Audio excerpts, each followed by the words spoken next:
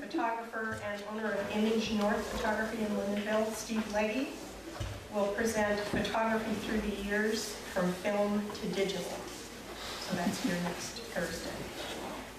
We want to thank our advertisers, Caledonian Record, Poulis Insurance, and the Chamber of Commerce, and our loyal sponsors, St. Johnsbury Academy, Northeastern Vermont Regional Hospital, the Sussex Savings Bank, Gochi's Pharmacy, Fairbanks Scales, and Union Bank. And now Ann Halstead will introduce our speaker.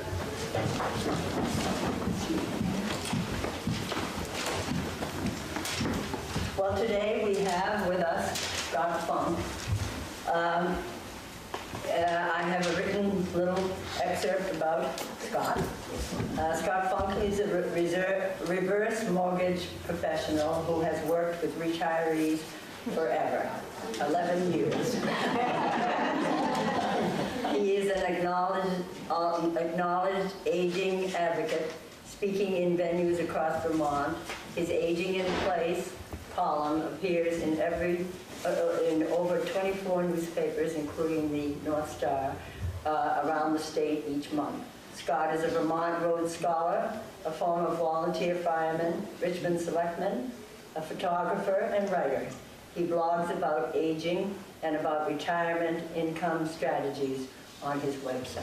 I give to you, Scott. Please.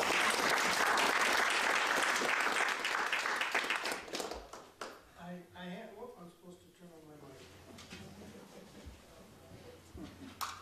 Give me a signal if I'm too loud. Okay, we'll try this again. There we go. So my wife wrote that, so I agree with all of it. Yeah, she left out that I was also the delinquent tax collector because that doesn't endear me to people quite the same way of being a former fireman does. I don't know why. So I'm here to talk about aging. I'm a big fan of it. I was saw a car the other day and had a bumper sticker that said, inside of every old person is a young person trying to figure out what happened. I think it's even more true that society is trying to figure that out because there's so many more of us than they planned on. You know, it always makes me nervous. In Congress, they talk about the problem is that we haven't died. They don't put it quite that way, but but that's the implication. And I always thought it was a good idea to be here. So that's how I like to start this, is how many people think it's a great thing to be 60, 70, 80 years old, to be getting older and older and older? How many people think that's great? You're braver than anywhere else I've ever been. It says something about the water up here, I bet. I was in, usually nobody raises their hand. I was in Morrisville, and I was given this talk in their library. It's on the second floor, and behind me is a wall of glass. And on the other side of the glass is the town cemetery. And nobody raised their hand. Nobody wanted to get older. And I pointed out, I says, do you understand the alternative to not getting older? Does anyone want to change your vote? And only one lady changed her vote. So that says a lot about you. You're a lot braver. I think being older, getting older, Helen Gurley Brown, who created Cosmo, when someone told her about how she felt about being old, she says, I'm not old. She says, I'm getting older. I'm not done yet. She said, people are the only thing that we don't value for age. We pay more for antiques. We pay more for wine. We even like cheese that's aged. But somehow it's just not as popular when it's us. Although when we're little, you know, when you ask a 4-year-old how old, they never say, well, I'm really just slightly over 3. They say, I'm 4 3/4. I'm almost 5. You know, you're adding it on. There's almost as soon as you know there's a concept of age, you want to be older until you get really good at it. And it strikes me as odd that we take it that way. So I got involved in advocating for aging because I work with older clients. And in my business, when I started, I was in my 50s, and I was surprised how old they were. I mean, I'd go to people's houses and I was just amazed that they could, be there on their own. And now I'm older than a lot of my clients, and I knew that my world had changed when one day this lovely gray-haired lady opened the door, and in my mind, this thing in the back of my head said, wow, she's hot. And I realized at that point I had joined the club. That I was not the same person who was trying to figure those older people out. But it was a real shock working with older clients, because I thought that, it was the golden years. I thought that was, that this was all you had, Social Security, so you had enough money. When Johnson rolled out Medicare, the promise was that older Americans would never have to worry about paying for medical care again. That was the promise. And we not only bought the promise, we paid for it. Oddly enough, they charged us in advance, just like buying any other insurance. And so I went into these homes and I couldn't understand why things weren't great. And I had this one marvelous client that he explained to me, he says, he's 85, 87 years old. He said, I've only done one thing wrong financially in my life. He said, my financial planner had me scheduled to die at 75. So we're living longer than people expect us to live. In fact, there are more people alive today over 62 than if you take all the people in the history of the world that had lived over 62. There's more of us now. And so the world we're in isn't very experienced at having this blessing. They don't really know what to do with it. And if one of the things that amazes me, my wife and I are challenged to be able to find a movie. I love going to movies, but I don't think it's the same to sit there and just watch things blow up for 2 hours as it is to watch the dialogue between Katharine Hepburn and Spencer Tracy, where there's some writing in between the explosions. And it always amazes me that the emphasis is so much on youth. And youth is really, it's sort of like a temporary ailment that time cures. It just takes long enough and you can get over that. And I was talking with someone the other day, and he said, if I could be 20 again. And I thought back to all the mistakes I made when I was 20, and I would never want to go back and do that again.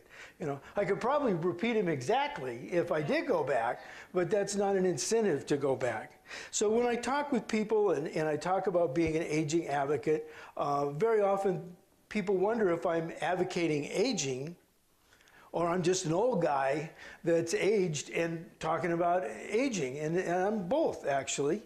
And the older I get, the more I'm in favor of it, and the more I advocate for it. And what my hope is as you hear this and we talk about it and we ask questions after I'm done, that you'll become aging advocates too.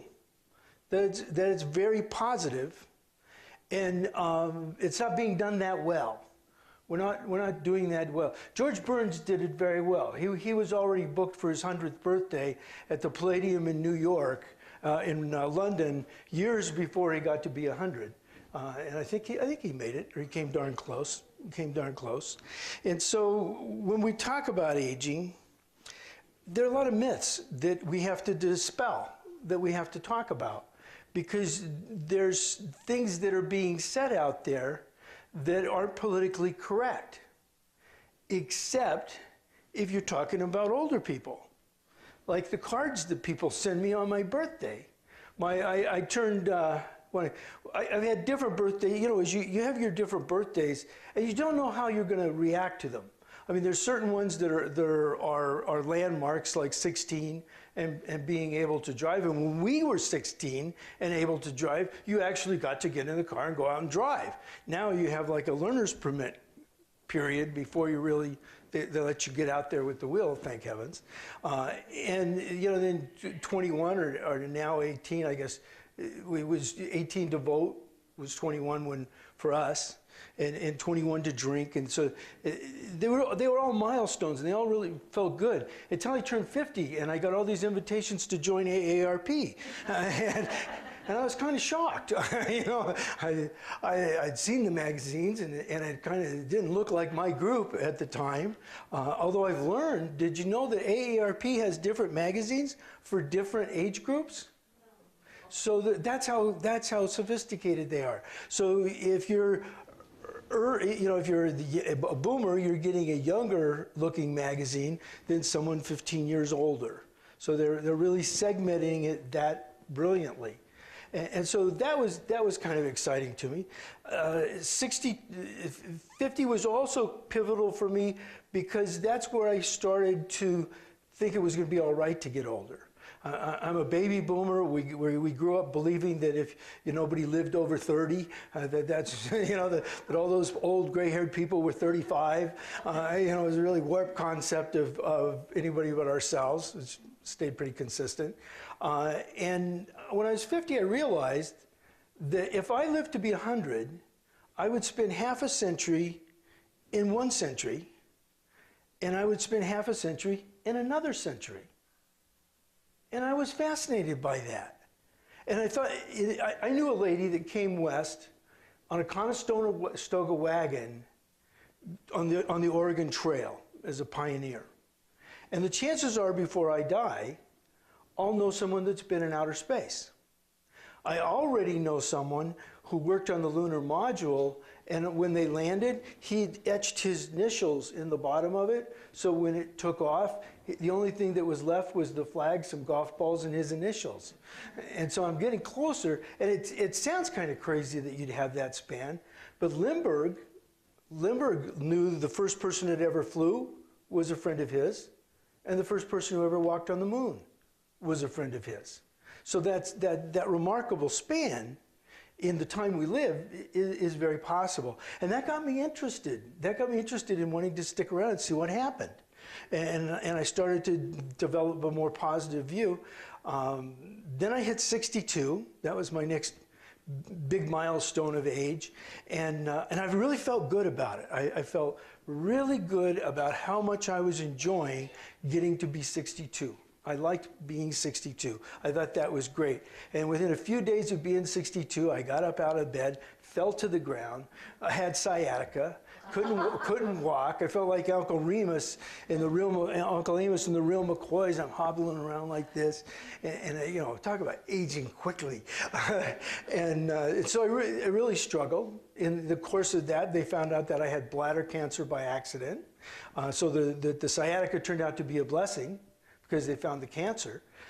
In fact, they never did figure out what caused the sciatica. And then I went to the bladder cancer doctor, and he found out that I had a hernia. And I told him, I said, look, I'm paying for cancer. I'm not buying a hernia today. That's more than I need. The hernia is just extra. 62 wasn't turning out to be as good as I thought it was going to be by the first month. It was starting to wear on me. But the cancer turned out to be not as bad. We were really lucky. Also, being 62 didn't turn out to be that as bad. And so I'm going great guns with it until I hit 64. And 64 was my last birthday. And I really struggled with 64. 64, as I understood it afterwards, I think it was like I was standing on the edge of abyss. I'm no longer middle-aged. After 64, I'm older. Now I can get discounts. And they don't even ask me, don't you hate that? When they just want to, would you like the senior discount? And I said, yeah, but can you whisper it? Could you ask for ID? I used to be, I'd tell people how old I was, and they'd say, oh, you look younger than that. Now they don't even ask how old I am. At 64 was really different, and I told my wife, I don't want to hear that Beatles song, Will You Love Me When I'm 64, which I had been planning on having my theme song for that day. I don't want to hear any of Paul McCartney singing about being 64. And it was very, very difficult for me. I told her I don't want cake, I don't want ice cream. That turned out to be a very bad decision on my part, because by the time I was halfway through my birthday, I did want cake and I did want ice cream, but I couldn't tell anybody because that wouldn't have been smart. And so 64 has been very, very difficult. It took me a long time, and I'm in the business of dealing with this subject. And now I'm almost going to be 65. And I thought it was bad to turn 50 and get all those AARP notices. Now all I get is Medicare sign-up notices. And I mean, it's not like you get one a day would be nice. It's like I'm their favorite friend. Everybody in the world knows I'm going to be 65. And I don't mind about being 65 because I've already been 64. So I'm better at it than I was when I was 63. And AARP, I don't understand, whatever you think about Obamacare, why anyone would have thought Obamacare was going to roll out easily if they'd ever signed up for Medicare. It's got to be that whole view was people under 64. Because I've got the Medicare for Dummies book I'm reading, and I can't figure it out, and it's for dummies. And I went to the website, and I can't figure out how to get into the website for Social Security because they say I'm not me. I put in my name, I put in my address, and they said, you don't live there. And we have a P.O. box because we're in the village, but by then they didn't trust me. So when I put in the P.O. box, they said, someone's trying to be you. And so I'm struggling with Medicare, and I have a lot more sympathy with Obamacare because I can understand how that might be difficult. So it's a journey. So it's a journey that I'm having. And not a lot of advice along the way, not a lot of encouragement along the way I've noticed as I've gotten older. My parents, my mom, didn't mind getting older. My dad was against it. He said he would not get older. There's two things he wasn't going to do. He wasn't going to get older, and he wasn't going to die. He was wrong both times. So I didn't think that was probably a good way to go. And so in looking around and seeing the myths and the misunderstanding, like you can't train an old dog new tricks. Somehow we finish somewhere and we're going to just read the old books we read before. When Kelly, my lovely wife, came into my life, she brought an old Labrador Retriever Blue Heeler mix, and it was old. It was old. She said it was black, but it was really kind of white. And the dog liked to play with stuffed animals. And at Easter, I always put different rabbits and things up the stairs, so there'd be little bunnies and chickens going up the stairs. And Susie thought that was great. And she grabbed the first bunny and started to tear it up. And Kelly came up and said, oh no, you shouldn't do that. And Susie was so embarrassed. And so she dropped it down, and she was really good. Every now and then she'd kind of slip back and she'd clamp onto that bunny. And then she'd look around and she'd go, oh. And she'd let the bunny go, and she'd kind of kick it over into the corner. So the dog learned in one try, is my point. It only took that dog being told once. You can't train old dogs new tricks. We learn just as well now as we ever learned in our lives. We don't learn as fast, but our learning is deeper. So what we learn well. And we can learn whatever we want to learn, which is a good thing because all of the support systems are on the internet. So it's really important that we be able to learn that. But you can't train an old dog, and you can teach an old dog new tricks. And we do a good job of it. We do a very good job of it. Excuse me a second.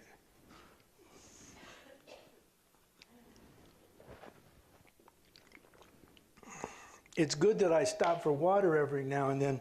Mark Twain said it's a horrible death to be talked to death. And if I can stop for a drink, it gives you a chance to have some quiet for a second. So there's the myth that somehow it costs society for us to be there. That somehow if we're going to take care of the promises, the commitments that were made in our working lives, to us now that we're retired, that's at the expense of children and our grandchildren. Because we can only take care of one or the other. And I don't believe that's true. First of all, we paid for that stuff. You know, I've got to be careful because I don't want to go into politics, but I have a real problem with the word entitlement as being something wrong if I paid for it and think you ought to give it to me after I paid for it. It's like we just had a lovely lunch at Dylan's, and I don't think it was entitlement that after I ate the sandwich, she brought the bill and expected me to pay it. Because entitlement actually means you're supposed to get it. You're entitled to it. And if we're the canaries in the coal mine, what hope do our children and grandchildren have? What future should they believe in if we don't have good lives? What hope is there? Before we had Social Security was, in one act, eliminated and changed poverty in a way that had never happened before in this country because it raised seniors out of poverty. We no longer had poor farms for old people.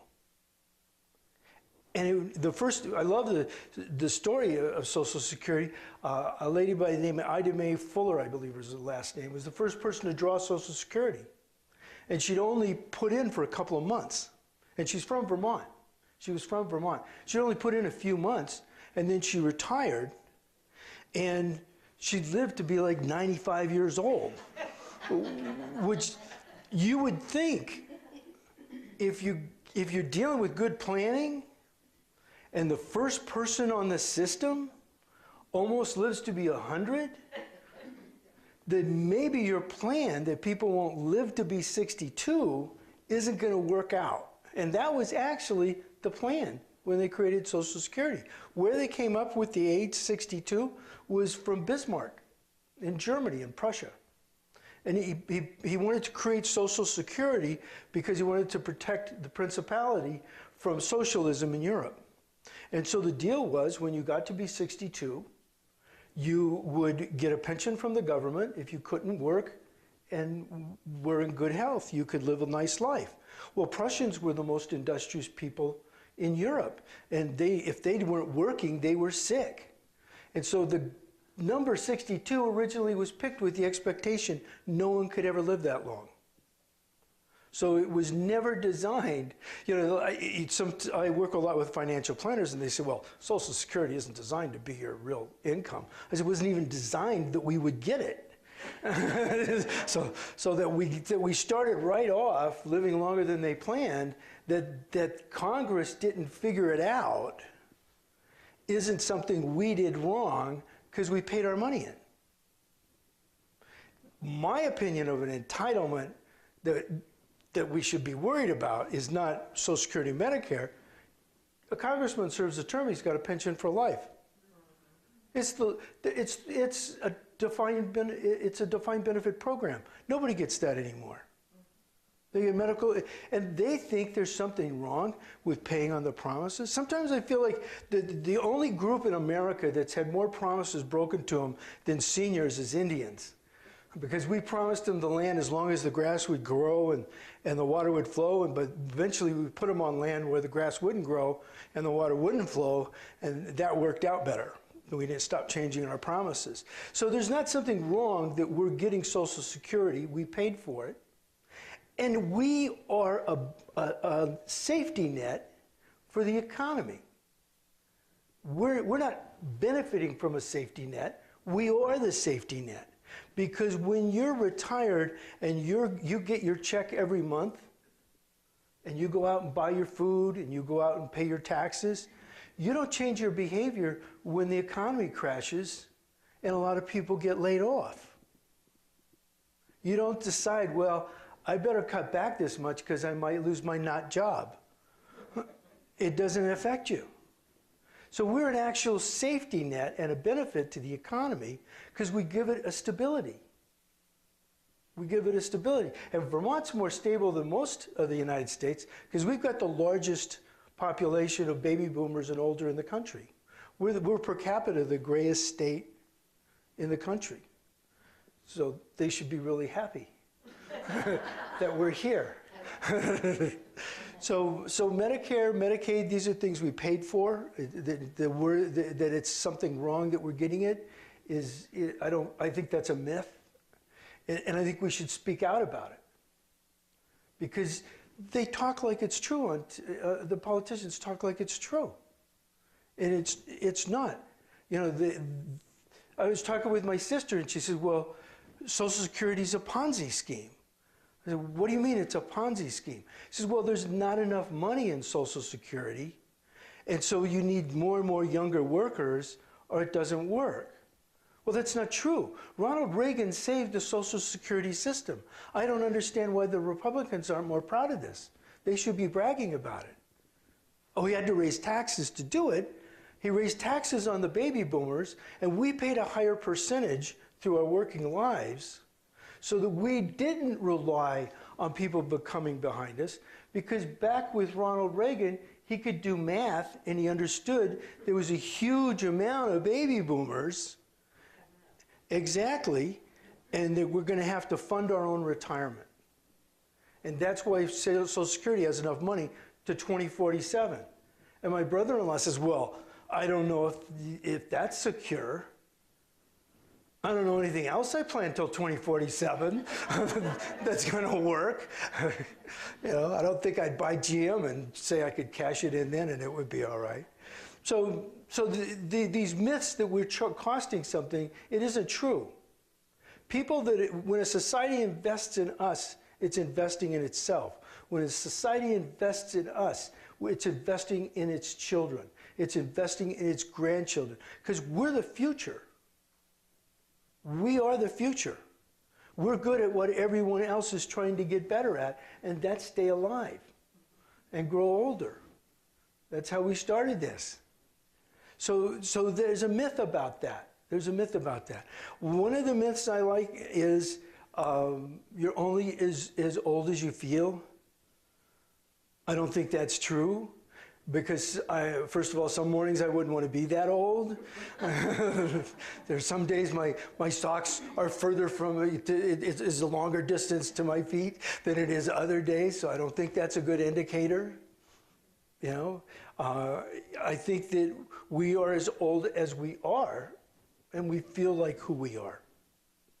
And there's good days, there's bad days, and they're all blessings, they're all extras. And when we take the time to let that be who we are, then we don't have to spend the amount of energy and money it takes to look as old as we think we feel we are. We were out in California, and my gosh, everybody there all the signs are liposuction clinics and renal remove clinics, and you know, it's like they almost have body shops for people that, you know, you expect them to go in clanking and banging and one of the tires flat, and you come out the other end and it's going to be shiny and new with upholstery that's finished. You know, I've got family that they now live in California. When I was little, I came from Colorado, and when I was 4 years old, my parents kidnapped me and took me to San Diego and didn't let me leave. I escaped when I was 17, made my way here eventually. And none of the rest of the family got out. I'm sorry to say, I couldn't take them with me. Sort of like the Berlin Wall of sun, they couldn't get through it. You know, they just stayed on the other side. So we're out there visiting, and we're on the beach, and they got this little restaurant by the beach. And this guy comes by, he's probably 55, 60 years old, long gray hair and a ponytail, which I always think is a questionable sign, and the ponytail part. And he has on a G-string, and he has on rollerblades and sunglasses, and that's all. And then he's got armor here and armor on his knees and armor on his hands. And he goes by, and my sister says, "Isn't that great?" And I said, "No." I said, "That's a bad example." I said, "That's, you know, Will Rogers once said, don't let fashion take you where your figure won't allow." And I don't care how good you look at 60, that's going to demoralize the young teenagers. You know, and there he went by, and she says, well, and this is San Diego, and we're forever young. I said, why'd they bury Dad? Because he was in San Diego, the plan didn't work out there. It's also a myth that we shouldn't be invested in the children and grandchildren. I think we have a real problem with our tax system and how it works, but I would much rather the children in my community be well educated, because I'm getting less able to defend myself as I get older, and I want them to have a good job. I want them to have a good future.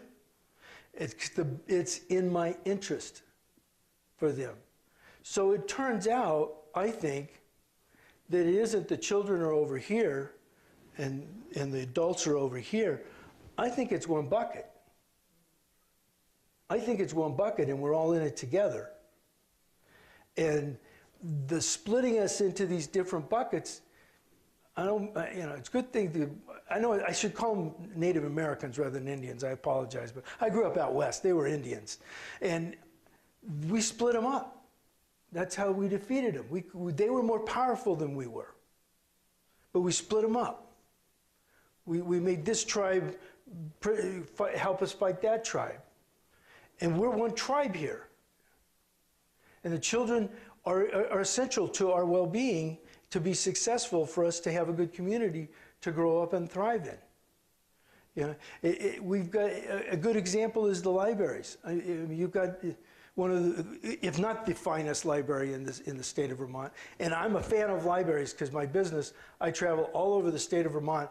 And beyond knowledge, there are two other things that are critical in a library: internet and a clean bathroom. And if you travel a lot in Vermont, you know where the libraries are. And how can we not fund a library? How can that not be important? You know, it isn't like whether it contributes how much money or not money. It's worth it to all of us. It's worth it to all of us that the kids do well. It's worth it to all the kids that we do well. Because we're in the same bucket. We're together. I got to find out what I'm talking about here.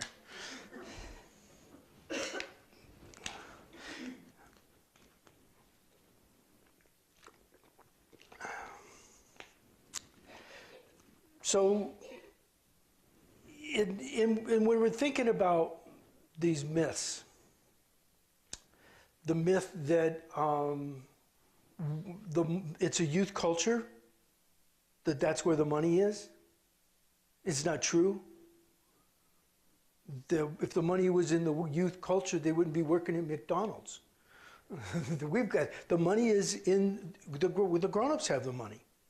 But we'll go to the movie that the grown-ups want to go. My wife and I, we buy most of what we buy used at consignment stores, number one, because it's better quality, and number two, because it's affordable, and number three, I really look silly in the clothes if I go to the mall and buy it and wear it. You know, and it just doesn't work. You know, and I don't know how we do something about that. I don't know how when they're going to notice. I think they're starting to a little bit. I think that you know, Philomena was a good example of a huge success. There was a brilliantly written movie that was all about adults. So it's coming around. It's coming around, and that means we're winning. In our own way, we're winning. And so we can, what do we do? How do I get you to be aging advocates? How do I get you to join me in this? Become nasty and complain. That's a good way.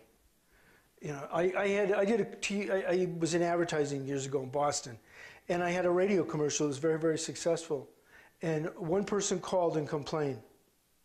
One person in the whole Boston area, what, 7 million people. One person complained, and the commercial was off the air in 5 seconds. And it was a successful commercial. It took 5 seconds from one complaint. You know, when I hear, we'll have the polls and they'll say, well, the majority has spoken. No, the majority hasn't spoken. The majority doesn't vote. The majority doesn't vote. That hasn't, well, we haven't spoken yet. Are you telling me I'm running out of time, honey? Okay, That's that terrible death to be talked to death thing. She's there to defend you. She's like your last sign of defense is in the back row there, going 10, 10, wrap it up. So, pardon me. I lost my train of thought entirely. I'm sorry. Okay, that's where I go. I'm going to go back a little bit because I don't know where that was going. So that we have this consistency of holding us together with age. And we don't think we do. So it's a common denominator. It's what we all want to do. And it's what we do that brings us together gracefully. We can teach. That's the other thing that is a myth, that we don't have anything to offer. And it's not true. We're the depository of the knowledge. One of the things that I've really enjoyed about my 60s, I'm a very hyperactive person. I'm taking more time to think about things, which I haven't really done a lot of in my life. So it's good that I'm finally doing that. Kelly appreciates it because we have a lot less to do over when I think. And sometimes they're odd thoughts. They're what I call old guy thoughts. Like we were in the mall and an Asian person went by and she was talking on the cell phone. I'm in the chair waiting around and she's talking on the cell phone in what sounded like Chinese. And I'm thinking to myself, how can that work? It's an American cell phone. It speaks English. How would that work? And so I'm having old guy thoughts thinking about this, and I felt silly. Of course it works. The phone was made in China. That's how it works. That's how it works. And so not all the thoughts are beneficial to mankind or me, but I have more time for thoughts than I used to. One part of the aging process is actually reflection, and which is a cool thing when you think about it. That as you get near the end, time doesn't slow down. My gosh, when I was like 9 years old, the day lasted an eternity. Oh my, you could never in my life, you would never go to my mom and say, oh, I'm bored, because she'd say, oh, great, come here and vacuum, and then paint the house. But now, the time is like a rocket. It seems, I don't know if I approve that the closer I get to the end, the faster I'm traveling. I like to be able to slow it down, but I can slow it down through reflection. And reflection helps us understand things, and it gives us things to share. When my dad was in the final stages of his life and was in decline, my sister, one of my sisters, was his primary care provider, because in this country, women volunteer for that and men don't. I don't know why, but it tends to be false to women. After he passed, we were talking, and I got so jealous of her because she had had such a phenomenal time with my dad. And I'll never know him like she knows him, because they just spent a lot of time with him sharing. And it changed her. It changed her significantly into a lot of how she related to our family. So reflection gives us an opportunity to go into ourselves. It gives us things to share. And some of what we have to share, nobody really wants us to share it. Probably I'm the only one that's experienced that, but you'll have to trust me, it happens. For example, getting our advanced directives together. And getting together with our adult children and talking about it. You'd be amazed how many families I go into the home and I say, have you got your advanced directives together? Yes. Where are they? In the drawer, right there. Good. Have you got a medical power of attorney? Yes, I do. My daughter's my medical power of attorney. Good. Does she know about it? Oh, I wouldn't want to worry her. Oh, no, I don't want to. She'd be upset. And I can understand that. My daughter's 28 years old and I'm not allowed to die. I'm not even allowed to talk about that I might. And if we can share that, if we can sit down with them and go over our advanced directives, we're teaching them stuff that they need too, because we don't have a monopoly on passing based on time. And when we talk about our will and how to share things out and how things are going to be done. My favorite example is my daughter's grandfather. He talked about what everyone was going to inherit probably the last 20 years of his life. That's, you know, he had this plan, he had that plan. He passed away and he hadn't left a will. He had his checks, his canceled checks, back to 1938.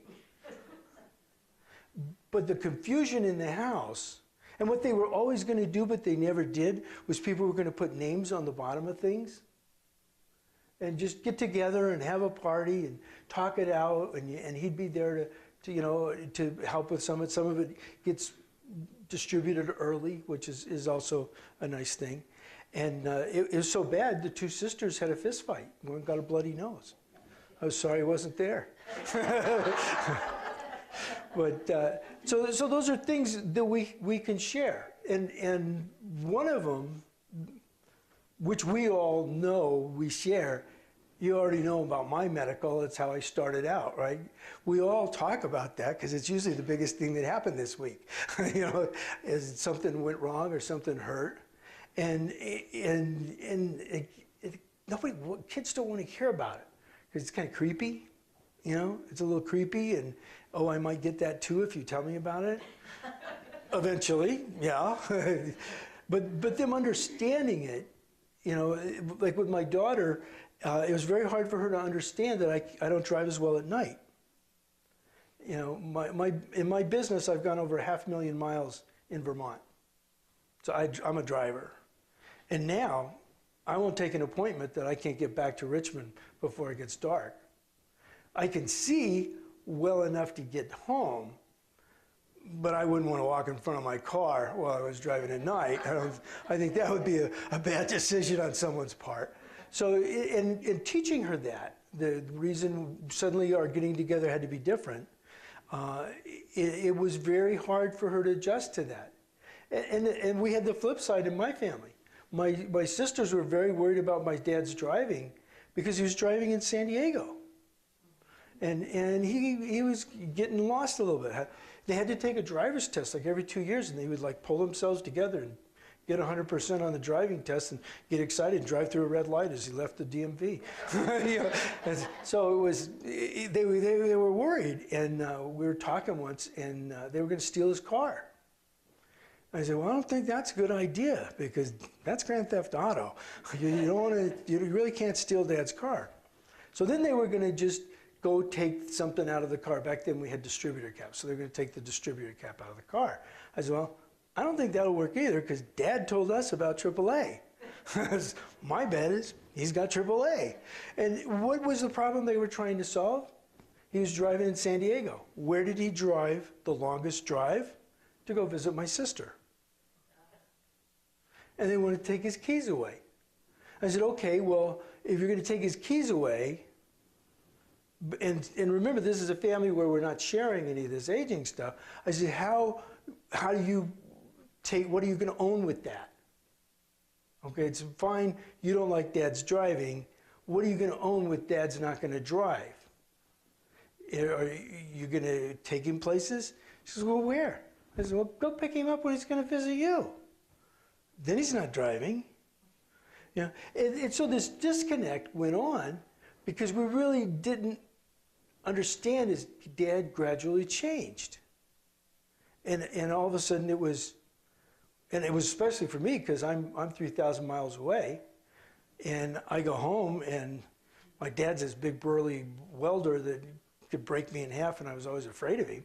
And then You got to remember, back then, beating was okay. You know, it wasn't I was afraid of him generally, I was afraid of him specifically. You know, in my family, if you were like a couple of weeks you didn't get a beating, you'd go over to mom and say, "Was Dad mad at me?" You know, what's gone wrong here? What's going on? And then I go back and there's this frail old guy. You know, and so for me it was very surprising. For my sisters, because they were there, they were adjusting to it. And then all of a sudden, but they were adjusting to how he was looking. They weren't adjusting to helping him adjust his choices. So he gave up peanut butter. I didn't know at the time. It wasn't because he didn't like peanut butter. It was because he couldn't open the jars. Didn't know about those things that slide under your counter and you can open your jar that way.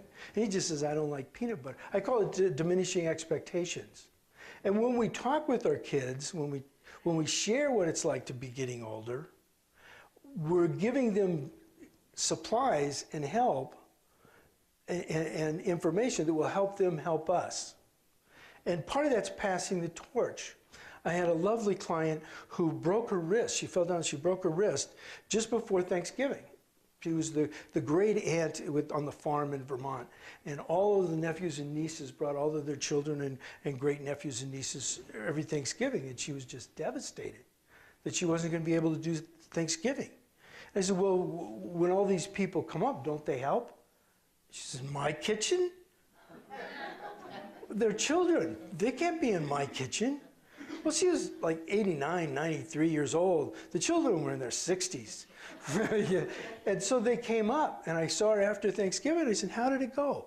She goes, "It was really nice." She goes, "We're going to do that from now on. I'm never going to cook another turkey the rest of my life. I'm going to just sit in a chair and criticize them." So she started to be able to teach them her recipes and things like that. She had all this to offer them. I was at at a meeting with another client. Her daughter was there, and we were kind of just having this chit chat. And the daughter and her friends were going online to learn how to can. And her mother goes, "Why don't you ask me?" She says, "Well, what do you know about canning?" She goes, "Who do you think made the pickles you've been eating all your life?" "Oh, you made those?" Yeah, and so suddenly the daughter had a chance to learn something she didn't even know her mom knew. So we've got these things to offer. Our role as teaching never ends. The one thing our kids don't understand is, you raise your kids and then they get old enough and then they decide they're going to raise you the rest of the time. And what they never understand is, I don't care how old they get, they don't gain a minute on how old the spread between them and us on the day they were born. And they ultimately, they stay kids to us. And inside them, they're still kids to us too. My neighbor's father was the oldest driver in America. He was 104, 105 years old, still driving. And he, in fact, died behind the wheel, as nearly did some people walking by at the time. No, he pulled over the side of the road, died behind the wheel. Perfect life, in my opinion. And I was seeing her a couple of weeks later, and she was in her 80s. Early 80s, late 70s, and she really was. I said, "Reba, what's wrong?" And she goes, "Well, my dad died." I said, "Oh, he was over 100 years old." He says, "Yeah, but after 100, you don't expect it." I said, well, what's really wrong? She says, well, I'm an orphan. I'm an orphan now. I'm by myself. I says, you have your kids, you have your grandkids. Oh, them. But she was still his child. She was still his child. And so when we share this stuff that they don't want us to share, we're helping, we're teaching, and that's our job. That's really what we're supposed to be doing. If you go back to the cultures where age is valued, the reason they valued the age is because everybody knew that's the one that knew how to make the fire. Everyone knew that that's where the knowledge is kept. And so when we share, and I'm not, two things people criticize when I do this. First of all, they say it sounds like it's easy to share if it were we'd be doing it. And the other is that somehow I'm making it sound like it's not difficult to get older, and it's difficult to get older. I mean, it's not difficult; it just happens. But surviving it is the hard part. I don't know who it was that says being old ain't for sissies. It can be very, very hard. It can be very, very difficult. One of my clients told me that the reason older people suffer the ailments they suffer and younger people don't suffer those ailments is kids aren't strong enough to take it. But we are. So I know that it can be hard. I understand that. But that doesn't make it bad. That just makes it the way it is. I had a couple that they had just had their, I think it was their 60-something wedding anniversary, which is just marvelous to me. And so I said, how do you do this? And he said, well, he said, the important thing I've learned is that being right is entirely overrated. And I think he was right. I think that's absolutely true. I think doing it correctly is not always doing it right. And I said, well, what about you? She says, laughing. She says, laughing more than anything else. Having a sense of humor, having a reason to laugh. And I said, and you have a reason to laugh? She says, look at him. So it can be difficult, but it can be brilliant. And as we share it, it helps. It helps them, it helps us. And that's what being an aging advocate is not hiding your light under a bushel, but going out there. I love this room. It's gray mostly, not completely, but close. You're trying, you're not there yet. Being an aging advocate is sharing it, letting people know about it, not sitting there quietly when you hear the myths. All we have to do is speak out. Robert Burns said that all that's necessary for the forces of evil to overcome the world is for enough good men to do nothing. So it's just speaking out. It's just when someone says, if we do that for the seniors, we can't do something for the kids.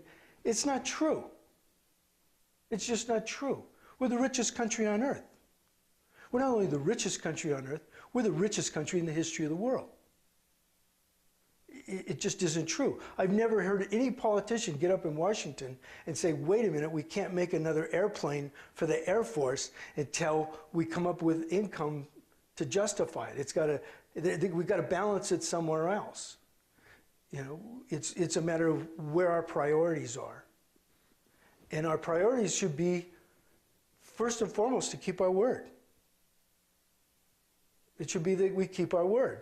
And you have been promised, and you have paid for your promises, and you are very possibly the last generation in America to get to retire. It only started under Roosevelt. We haven't managed it for very long, so it's worth fighting for. And I appreciate your attention. You've been very brave. Does anyone have any questions they'd like to ask? Yes? Well, I have a comment, and that is there's someone in this room who's a wonderful aging advocate and is a beautiful person, and that's Olive Cheney. Mm-hmm.